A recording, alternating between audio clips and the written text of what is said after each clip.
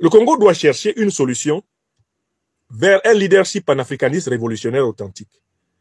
Et le leadership panafricaniste révolutionnaire authentique n'est ni chez Tshisekedi, ni chez Kabila fils,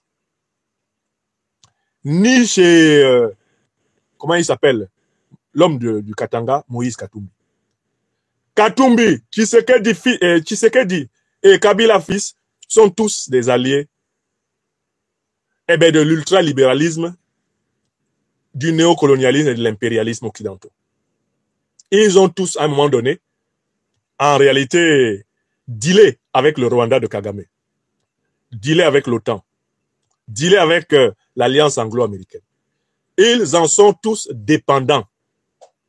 Voilà pourquoi mon analyse est la suivante. Le rapprochement entre Kabila et Katumbi, même si ça donnait une victoire du duo Kabila-Katumbi pour diriger le Congo, ne résoudrait pas le problème de la déstabilisation du Congo, parce que Kabila, Katumbi sont tous aussi bien en allégeance avec l'OTAN, l'Union européenne, les clubs de Paris, de Londres, etc., que Tshisekedi Tshilombo. La solution est dans un leadership révolutionnaire panafricaniste congolais qui s'inscrive clairement dans la droite ligne de Lumumba de Moulele et dans une certaine mesure du révolutionnaire Laurent Désiré Kabila. C'est ce que je voulais dire. Je vois les Congolais et les Congolaises commencer à rêver d'un retour en force du duo Kabila Joseph, Katumbi Moïse face aux faiblesses de Tshisekedi Tshilombo. Je leur dis, ça s'appelle aller de Charybde en Silla. Le Congo République démocratique ne sera pas sorti de l'embourbement dans lequel il se trouve parce que Joseph Kabila et Katumbi l'emporteraient contre Tshisekedi et ses autres alliés. Ça ne marchera pas. Et il faut qu'émerge dans les forces vives de la société civile, dans les forces vives de l'armée congolaise, un leadership authentiquement panafricaniste révolutionnaire.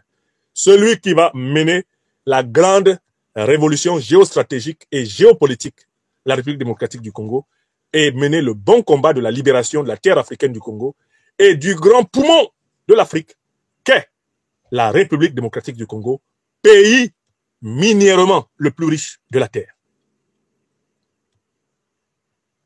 C'est ce que je voulais dire. Et avertir ceux qui peuvent se laisser tromper par les sirènes de ces autres néocolonisés qui font semblant d'être une alternative à Tshisekedi alors qu'ils ne sont pas meilleurs que lui. On les a vus au pouvoir. Notamment Joseph Kabila, on l'a vu au pouvoir. Certes, les investissements avec la Chine, etc., marchaient du tonnerre. Mais il n'a pas changé la doctrine géostratégique. Il n'a pas marché dans les pas que son père avait décidé d'emprunter, les pas de Lumumba et de Moulele.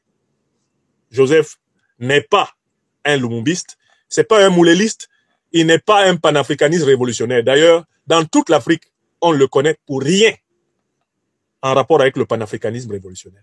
C'est quelqu'un qui a été au pouvoir pendant 2 mandats et qui n'a rien fait pour l'Afrique. Rien du tout. Joseph Kabila.